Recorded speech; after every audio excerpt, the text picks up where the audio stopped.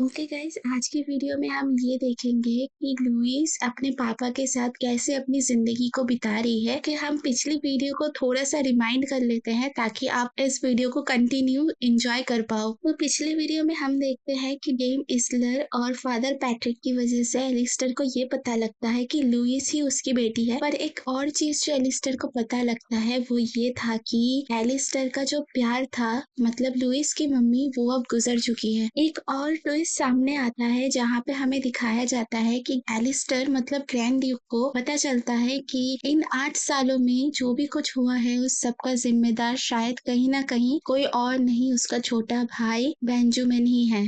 Alastair अपने छोटे भाई बेंजामिन से कैसे रिवेंज लेता है आगे की स्टोरी में पता करते हैं। एपिसोड के शुरू में ही हमें दिखाया जाता है कि एलिस्टर की 8 साल पहले की कहानी। एलिस्टर सबसे बड़ा बेटा था तो इसलिए एलिस्टर को घर और उसके घर की बिजनेस का पूरा जिम्मेदारी उठाना था। पर यहाँ पे भी एक और ट्विस्ट है क्योंकि घर और बिजनेस की जिम्मेदारी उठाने से पहले एलिस्टर को एक रिचुअल के अंदर से जाना होता है, जिसकी वजह से एलिस्टर डर जाता है और ले को कहीं दूर भेज देता है ताकि अगर कुछ भी गड़बड़ हो जाता है इस रिचुअल के बीच में तो एटलीस्ट ले जहाँ पर भी रहेगी वो सेफ रहेगी। पर रिचुअल खत्म होने के बाद एलिस्टर पूरी तरीके से कोई दूसरा ही इंसान बन जाता है। चलो बैक टू प्रेजेंट। यहाँ पे फादर पैट्रिक एलिस्टर को ये बोलते हैं कि लॉर्ड बेंजामिन लुइस को अच्छे से ट्रीट नहीं करते थे, और मुझे भी तब ये पता चला जब मैंने लुइस की बॉडी पे चोट के बहुत सारे निशान देखे। ये सुन के एलिस्टर बहुत ज्यादा गुस्से में आ जाता है, पर फादर पैट्रिक फिर भी बोलते हैं कि लॉर्ड बेंजामिन लुइस का लीगल गार्डियन बन जाता है जब लुइस की मम्मी गुजर जाती है। और मुझे लगता है कि आपका जो लेटर है वो बेंजामिन ही चुराता था ताकि आप और ले कनेक्टेड ना रहे, वरना आपको 8 साल पहले ही पता चल जाता कि आपकी बेटी भी है। यहाँ पे एलिस्टर सोचते हैं कि 8 साल पहले जब उसने बिजनेस और फैमिली का पूरा जिम्मेदारी उठाया था तब सिल्वेस्टर किंगडम पूरी तरीके से बर्बाद हो चुका था। पर सब कुछ सही करने के लिए और अपना फैमिली रेपुटेशन को वापस पाने के लिए एलिस्टर कंटिन्यूअसली अपने काम में बिजी हो जाता है बिना ये जाने कि उसकी बेटी ने जन्म ले लिया है। इसके बाद एलिस्टर फादर पैट्रिक से पूछते हैं कि आप मुझे लुइस के बारे में और बताइए। तो फादर पैट्रिक सबसे पहले एलिस्टर से माफी मांग के ये बोलते हैं कि ले के गुजर जाने के बाद और मेरे बैड जजमेंट की वजह से मैंने ही बेंजामिन को लुइस का गार्डियन बनाया था सर्टिफिकेट पे साइन करके, और जब तक मुझे पता चला कि मैंने गलत डिसीजन लिया है तब तक बहुत देर हो चुका था। मैंने लुइस की जिंदगी ऑलमोस्ट खराब कर दी थी, इसलिए मैं इन सब का रिस्पॉन्सिबिलिटी अपने ऊपर लेता हूँ और जो भी पनिशमेंट होता है वो मैं मान लूंगा। एलिस्टर फादर पैट्रिक से ये बोलते हैं कि 8 साल तक तो मुझे पता भी नहीं था कि मेरी बेटी भी है, पर तुमने उसे यहाँ लाके अपनी गलती का सुधार तो कर ही लिया है, इसलिए मैं तुमसे गुस्सा होने के बदले में तुम्हारा शुक्रगुजार हूँ। अब स्टोरी शिफ्ट हो जाती है लुइस के ऊपर जब मॉर्निंग में लुइस की आंखें खुलती है। वैसे लुइस शॉक थी इसलिए क्योंकि उसे समझ नहीं आ रहा था कि कौन सा चीज सच है कौन सा गलत है। क्या सच में उसके पापा ने उसे एक्सेप्ट कर लिया? क्या वो सच में उस बड़े से महल में रह रही है? अभी वो बहुत ज्यादा कंफ्यूज थी। लुइस बेड पे बैठ के चारों ओर देखने लगती है उस महल को और उसे सच में यकीन होता है कि नहीं, ये कोई ड्रीम नहीं, ये सच में हो रहा है। इसके बाद कुछ मेड आते हैं और लुइस से पूछती है कि क्या तुम ले की बेटी हो, और उसे हक कर लेते हैं डायरेक्टली। वो मेड बोलती है कि देखो जरा, लुइस पूरी तरीके से ले की तरह ही दिखती है, आंखें, उसके बाल, उसका फेस जैसे ले की कार्बन कॉपी हो। लुइस उन मेड से पूछती है कि क्या आप मेरी मम्मी को जानती हो?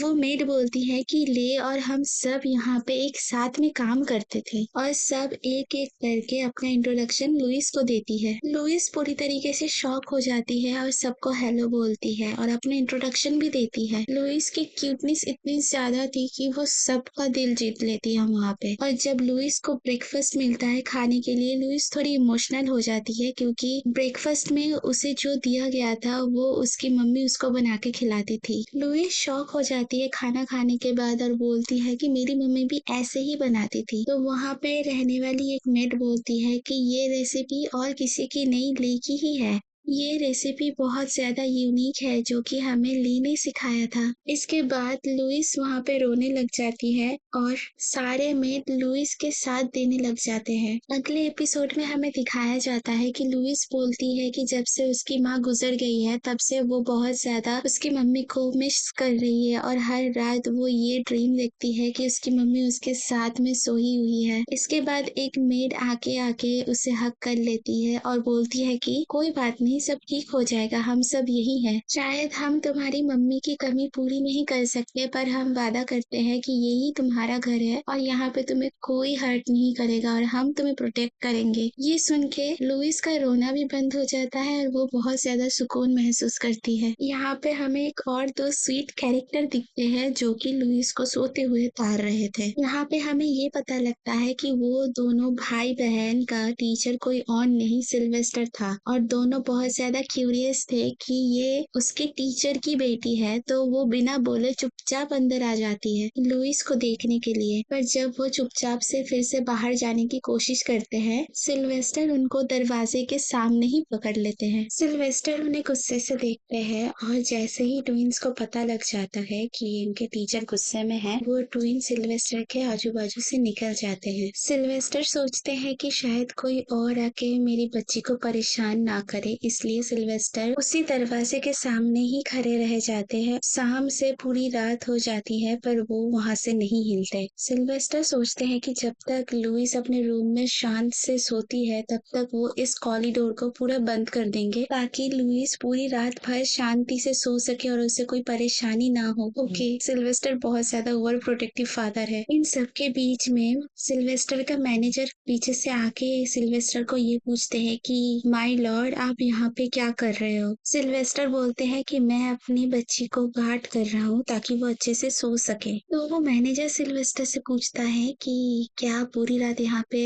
खड़े रहने की सोच रहे हो? सिल्वेस्टर बोलता है कि अगर जरूरत पड़े तो हाँ, मैंने अपने प्यार को तो खो दिया पर मैं अपनी बच्ची को नहीं खो सकता। मैं आज भी ली को हर दिन याद करता हूँ। अगर मैंने लुइस का अच्छे से ध्यान नहीं रखा तो मैं ली को क्या जवाब दूंगा बाद में। ये बात सुन के उस मैनेजर की बोलती तो बंद हो जाती है सही में। इसके बाद एलिस्टर फिर से बोलने लगते हैं कि मैं नहीं चाहता मेरी बच्ची की नींद खुल जाए, इसलिए अभी मैं यहीं पे खड़ा रहूंगा। तो सिल्वेस्टर का मैनेजर बोलता है कि कोई बात नहीं, अगर लुइस सुबह उठ के देखती है कि उसके पापा एक दरवाजे के सामने उसको गार्ड कर रहे हैं तो लुइस बहुत ज्यादा अच्छा फील करेगी। ये सुन के सिल्वेस्टर थोड़ा प्राउड फील करता है। उसके बाद मैनेजर उसे फिर से बोलते हैं कि आप चिंता मत करो, ये आपका ही कैसल है, किसी की हिम्मत थोड़ी होगी कि आपकी बेटी को ऐसे ही जगा देगा नींद से। पर फिर भी सिल्वेस्टर वहीं पे खड़े रहते हैं तो उसका मैनेजर ये सोचता है कि सिल्वेस्टर सच में ओवर प्रोटेक्टिव फादर है। नेक्स्ट मॉर्निंग तक सिल्वेस्टर वहीं खड़े रहते हैं। अगली सुबह जब लुइस की नींद खुलती है तब सिल्वेस्टर उसे पूछते हैं कि क्या तुम मेरे साथ ब्रेकफास्ट करोगी? लुइस बहुत खुश हो जाती है और हाँ बोलती है और सिल्वेस्टर की आंखों की ओर बस देखते रहती है। एलिस्टर पूछते हैं कि क्या तुम्हें मेरी आंखें पसंद है लुइस? लुइस बोलती है कि पसंद से भी बहुत ज्यादा। दोनों ही बहुत ज्यादा शॉक हो जाते हैं क्योंकि अचानक से ही दोनों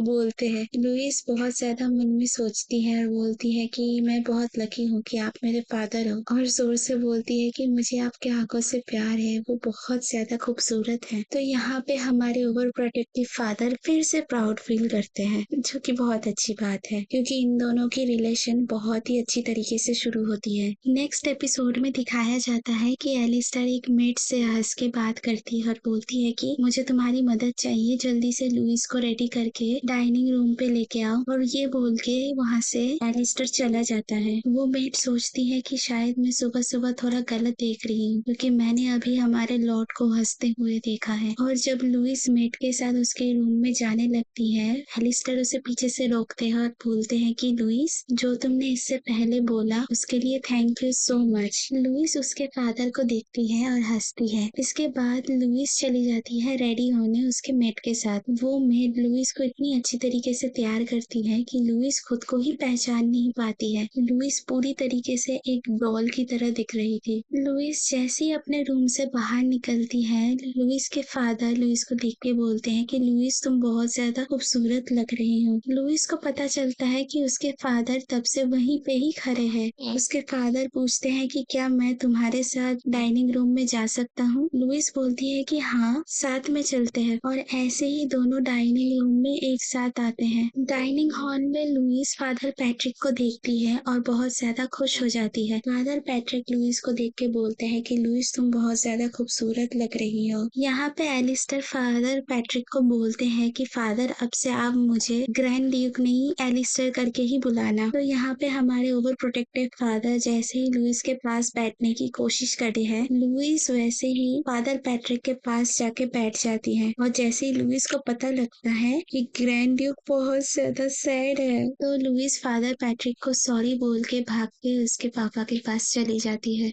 और अपने पापा से ये बोलती है कि क्या मैं यहाँ पे बैठ सकती हूँ। और एलिस्टर का फेस एक सेकंड में ही सैड से हैप्पी हो जाता है। इसी दौरान वो ट्विंस डाइनिंग हॉल पे आते हैं ब्रेकफास्ट के लिए और अपने टीचर को गुड मॉर्निंग बोल के ना बस लुइस की ओर ही देखते रहते हैं। दोनों ट्विंस सामने आके एक एक करके अपना इंट्रोड्यूस देते हैं। वो लड़का बोलता है कि मेरा नाम कार्ल है और वो लड़की बोलती है कि मेरा नाम करीना है। उसके बाद ही कार्ल ये बोलने लगता है कि मुझे तो पता ही नहीं था कि मेरे टीचर ऐसे रोमांटिक टाइप और रिलेशन टाइप वाले इंसान है। तो करीना बोलती है कि देखो ऐसे ही किसी के बारे में कुछ भी नहीं बोलते। और यहाँ पे लुइस पूरी तरीके से शॉक हो जाती है कि ये लोग कौन है और कहाँ से आए हैं और क्या हो रहा है यहाँ पे। तो करीना अचानक से सामने आ जाती है लुइस के और बोलती है कि तुम बहुत ज्यादा क्यूट हो, मुझे तुम्हारे साथ फ्रेंडशिप करनी है। और करीना लुइस को हक कर लेती है। और यहाँ पे कार्ल भी कहाँ पीछे रहने वाला था, वो भी आके लुइस को हक कर लेता है और बोलता है कि मैं भी तुम्हारा दोस्त बनूंगा, मुझे पीछे नहीं रहना। के बाद लुइस भी बहुत प्यार से बोलती है कि nice to meet you guys. और ये देख के दोनों पहले तो शॉक हो जाते हैं और उसके बाद दोनों का रिएक्शन ऐसा होता है। आप देख ही सकते हो इन दोनों को कि कैसे खुद में ही बात कर रहे हैं कि लुइस कितनी ज्यादा क्यूट है। लुइस सोचती है कि ये दोनों ट्विंस बहुत ही ज्यादा क्यूट है, तो उसे कोई दिक्कत नहीं है इन दोनों के साथ फ्रेंडशिप करने में। एलिस्टर बोलते हैं कि अगर इंट्रोडक्शन सबका पूरा हो चुका है तो चलो अब ब्रेकफास्ट कर लेते हैं क्योंकि ब्रेकफास्ट ठंडा हो रहा है। यहाँ पे हम देखते हैं कि लुइस खा रही है और उसके ऊपर प्रोटेक्टिव पापा बस उसे देख रहे हैं खुश होकर। लुइस ये चीज नोटिस करती है और अपने पापा से पूछते हैं कि आप ब्रेकफास्ट नहीं करने वाले हो ग्रैंड्यूक। ग्रैंड्यूक थोड़े शॉक हो जाते हैं और थोड़ी वियर्ड स्माइल में हंस के बोलते हैं कि मैंने तो पहले ही खा लिया था लुइस। यहाँ पे हमें दिखाया जाता है कि बाकी के सर्वेंट जो वहाँ पे खड़े थे सर्विस के लिए, वो लोग भी शॉक थे कि ग्रैंड ड्यूक बस लुइस के सामने ही हंस रहे थे क्योंकि उन्होंने कभी ग्रैंड ड्यूक को हंसते हुए नहीं देखा था। इसके बाद जब सबने खाना खत्म कर लिया था, ये दो ट्विंस आपस में कुछ बात कर रहे थे। लुइस फिर से शॉक हो जाती है कि ये लोग क्या ही बात कर रहे हैं और ग्रैंड ड्यूक सोचते हैं कि ये दो बदमाश फिर से कोई खिचड़ी पकाने की कोशिश कर रहे हैं। तो एलिस्टर बोलते हैं कार्ल करीना तुम लोगों का ट्रेनिंग में थोड़ा और बढ़ाने वाला हूँ, तो शैतानी करने की वजह जाके ट्रेनिंग करो। और आप देख ही सकते हो कि ये दोनों क्वींस की हालत कैसी है ये सुनने के बाद। तो एलिस्टर बहुत स्मार्ट तरीके से बोलते हैं कि अगर तुम लोग अभी जाओगे तो शायद जल्दी पूरा हो जाएगा वरना शाम तक भी पूरा नहीं होने वाला है। तो ये ट्विंस थोड़ा सा सैड हो जाते हैं और बोलते हैं कि हाँ ठीक है। और ये दोनों लुइस को गले लगाते हैं और बोलते हैं कि हम दोनों फिर से मिलेंगे। लुइस बोलती है कि अच्छे से ट्रेनिंग करना और बोल के वो दो ट्विंस वहां से चले जाते हैं। लुइस पूछते हैं कि ये दो ट्विंस कौन है ग्रैंड ड्यूक। तो ग्रैंड ड्यूक बोलते हैं कि ये मेरा वेसल है, मतलब काउंट के बच्चे हैं जो कि मेरे पास ट्रेनिंग लेने के लिए आए हैं, तो तुम्हें इनके साथ ज्यादा फ्रेंडली होने की जरूरत नहीं है। लुइस बोलती है कि पर वो दोनों तो बहुत ज्यादा अच्छे भी हैं। यहाँ पे हमें फिर से दिखाया जाता है उन सर्वेंट को जो ये सोच रहे हैं कि ये दो ट्विंस क्यूट नहीं शैतान के बच्चे हैं। ग्रैंड ड्यूक बातों को घुमा के बोलते हैं कि लुइस इस कैसल में बहुत सारी जगह है जहाँ पे ले को जाना और टाइम बिताना अच्छा लगता था, तो क्या तुम मेरे साथ उस जगह पे जाना पसंद करोगी। लुइस बहुत ज्यादा खुश हो जाती है और बोलती है कि हाँ। एलिस्टर का मैनेजर सामने आता है और ग्रैंड ड्यूक को बोलता है कि ग्रैंड ड्यूक बाहर बहुत ज्यादा ठंडी है और माना स्टोन हमारे गार्डन पे लगा हुआ है, फिर भी हमारे गार्डन में बहुत ज्यादा सर्दी है। मुझे नहीं लगता लुइस के लिए ये सहना बहुत इजी होने वाला है, तो हमें लुइस को बहुत अच्छी तरीके से गर्म कपड़े पहनाने पड़ेंगे। तो लुइस उस मैनेजर को बोलती है कि ये सब करने की कोई जरूरत नहीं है, मैं ऐसे ही जा सकती हूँ। पर यहाँ पे जो सर्वेंट थे वो लोग मान ही नहीं रहे थे कि लुइस ऐसे ही चली जाएगी गार्डन में, क्योंकि बाहर बहुत ज्यादा ठंड है। यहाँ पे लुइस को बहुत ज्यादा प्यार और केयर मिल रहा था जो कि उसे मिलना चाहिए, और वो ये प्यार डिजर्व करती है। तो फाइनली लुइस को करीना का ड्रेस पहनाया जाता है, क्योंकि फिलहाल के लिए कोई दूसरी ड्रेस वहाँ पे मौजूद नहीं थी। आप देख ही सकते हो यहाँ पे भी लुइस बहुत ज्यादा प्रिटी लग रही थी। लुइस जैसे ही हॉल रूम की ओर आती है, वो देखती है कि उसके पापा वहीं पे फिर से वेट कर रहे हैं उसके लिए। यहाँ हमारे ओवर प्रोटेक्टिव फादर लुइस को देख के ये बोलते हैं कि लुइस, क्या हम दोनों एक साथ हाथ पकड़ के चल सकते हैं? तो लुइस बोलती है कि हाँ जरूर। हाथ पकड़ने के बाद लुइस सोचती है कि एलिस्टर का हाथ बहुत ज्यादा ठंडा है, पर कहीं ना कहीं एलिस्टर के होने से लुइस को अपनी मम्मी की कमी महसूस नहीं होती है, बल्कि वो बहुत ज्यादा खुश होती है कि एलिस्टर का हाथ भी उसकी मम्मी के हाथ जैसा ही ठंडा है। एलिस्टर लुइस को एक बहुत सुंदर सी जगह पे लेके जाता है, और यहाँ पे एलिस्टर बहुत ज्यादा खुश था। आने वाले एपिसोड में हम ये देखेंगे कि एलिस्टर की ऐसी कौन सी अच्छी मेमोरीज थी ले के साथ जो एलिस्टर लुइस के साथ शेयर करने वाला है, और वो दो ट्विंस कौन है, कहाँ से आए हैं, और लुइस के साथ उसका रिलेशनशिप कैसा रहने वाला है, और आगे की स्टोरी में बहुत सारे कैरेक्टर ऐड होने वाले हैं जिससे लुइस का फायदा होगा या फिर नुकसान। अगर आप एक्साइटेड हो तो फिर नोटिफिकेशन बेल को ऑन रखना, ताकि जब भी वीडियो पोस्ट हो सबसे पहले आपके पास ये वीडियो पहुंचे, और सर्चिंग फॉर माई फादर की आने वाली एपिसोड को भी आप अच्छे से एंजॉय कर सके। तब तक के लिए stay healthy, stay tune, bye bye.